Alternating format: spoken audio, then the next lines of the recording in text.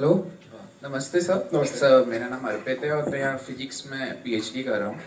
तो सर मेरा क्वेश्चन ये है कि क्या हमारे देश की जो डाइवर्सिटी ही है, क्या वही हमारी प्रॉब्लम आई मीन जो हमारी और जो डाइवर्सिटी है वही एक तरीके से हथियार बनते जा रहे हैं जो एंटी नेशनल फोर्सेस हैं उनके लिए, और अगर ऐसा है तो हम इस चीज से फाइट कैसे कर सकते हैं? और एक और चीज सर, जैसा कि मैं समझ पाया हूँ कि डॉक्टर मीनाक्षी जैन ने अपनी बुक में लिखा है कि जो सती प्रथा थी मोस्टली राजस्थान के रीजन में फॉलो होती थी, बट उसको अंग्रेजों ने बैन किया था बंगाल रीजन में। और उसके बैन होने के बाद जो केसेस वहां पर आए थे, आई मीन बहुत 6 या 7 केसेस थे जो उन्होंने कुछ एक पीरियड ऑफ टाइम में बोला था।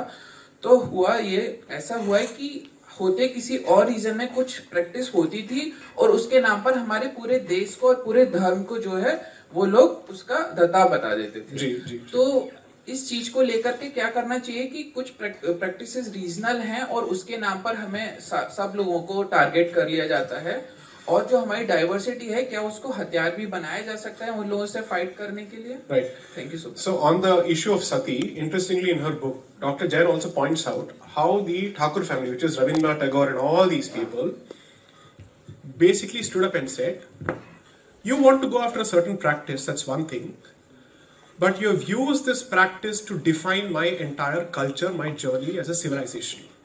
They said, you can address the problem without going after the entire community and our way of life. This came from what I would call the patron saint of liberalism, Rabindranath Tagore, clearly is making this statement. That family took a leading position in this to fight against this entire stereotyping of the community.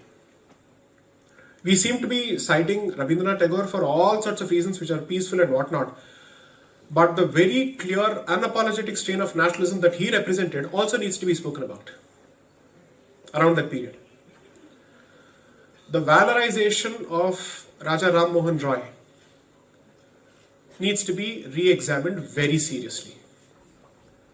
And his impact in single-handedly destroying the self-esteem of the Hindu community has to be examined. Based on his own correspondence with the British establishment, multiple letters. Now coming to your question of whether diversity itself is an inherent weakness. Okay, what is the alternative? Submerge all local identities and create this Hindu unity? It won't happen. And it shouldn't happen. It cannot happen. Everybody is attached to their most proximal identities. The hope is that you give an underlying stream of commonality which also manages to keep this alive and connects people. Unfortunately, the investment post the advent of the European colonization is to kill common bonds and to highlight diversity in the form of language, in the form of religion, which is to say, balkanize the Hindu identity so much that every form of practice is seen as a local form of practice which has nothing to do with the neighboring state or neighboring region. You want an example? I'll give you an example. The number of people who reacted to Kantara based on that particular experience, which reminded them of their own local experiences, is astounding. Himachalis, Punjab, for God's sakes, so many places, they reacted to this. So that tells me, killing diversity isn't the solution. Strengthening common aspects is perhaps the possible way forward. And which also means language as a battleground needs to be addressed. And that takes us to Sanskrit. Well, I'm going to be accused of quite a few fantastic labels when I bring up Sanskrit. So be it, I don't care. The point is, we have had a lingua franca and we have also had our own Desha Bhasha. So there's a very clear distinction between Deva Bhasha and Desha Bhasha.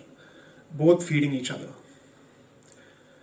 And Desha Bhashas have never been found to suffocate or die because of any specific impetus given to Deva Bhasha. Otherwise, how do you explain this rich culture in so many languages? Bengali, Marathi, Tamil, Telugu, Kannada, whatnot. If anything, each of them has enriched or has been enriched thanks to the common reservoir it is capable of drawing from. If language is seen as a verbal manifestation of a civilization's journey, there is a common pool that all of us get to draw from and localize.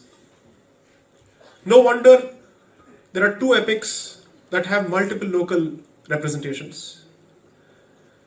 Examples going with it, anecdotes going with it, idioms and muhavras going along with it. So, I'm not even for one bit the stifling or destruction of sub-identities. Because if the replacement is not as strong and credible enough, it will only create a vacuum. And that vacuum is precisely what quite a few people are waiting for. So that they can swoop in and save your soul. Next.